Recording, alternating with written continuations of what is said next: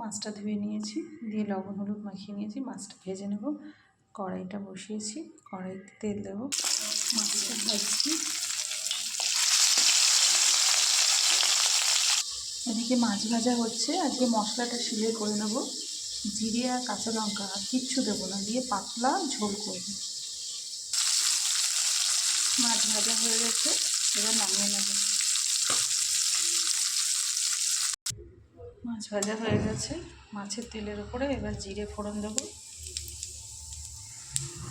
দিয়ে পটল আর আলুটা কেটে রেখেছি ওটা এবার ভেজে নেব।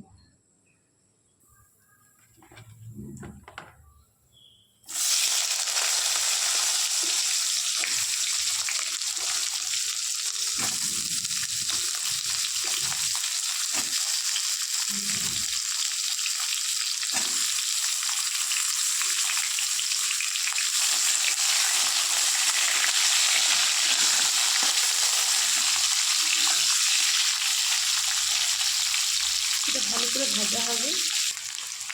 ভাজা হয়ে এসছে, লবণটা দিয়ে দেবো, হলুদটাও দিয়ে দেবো।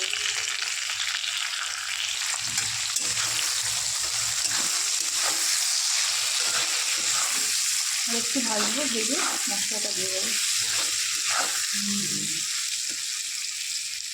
মশলাটা হয়ে গেছে, জিরে আর কাঁচা লঙ্কা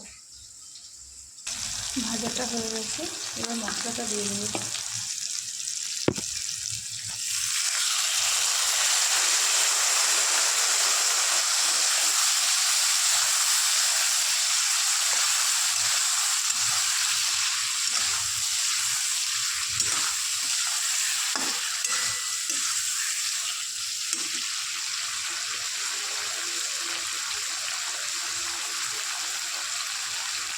মশলা দিয়ে কষানো হয়ে গেছে, এবার জল দিয়ে দেবো।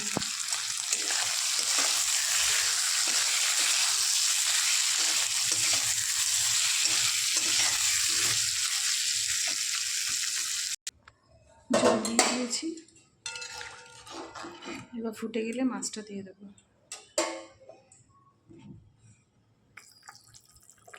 মাছের ঝোল হয়ে গেছে, এবার মাছটা দিয়ে দেবো। আলু আর পটল সেদ্ধ হয়ে গেছে।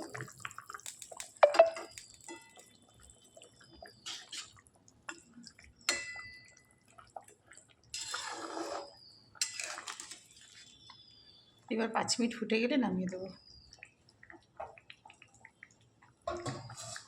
পাতলা মাছের ঝোল, মাছের ঝোল কমপ্লিট। এবার গ্যাসটা বন্ধ করে দেবো। এই মাছের ঝোলটা সবাই খেতে পারবে, বাচ্চা বড়।